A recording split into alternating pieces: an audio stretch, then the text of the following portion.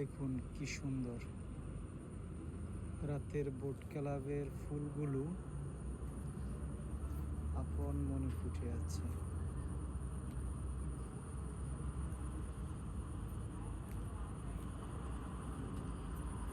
ফুলগুলোর কি নিখুঁত কালার,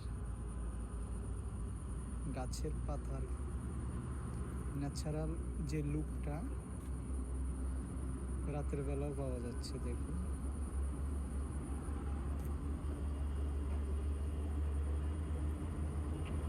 হ্যাঁ, যখন আপনাদের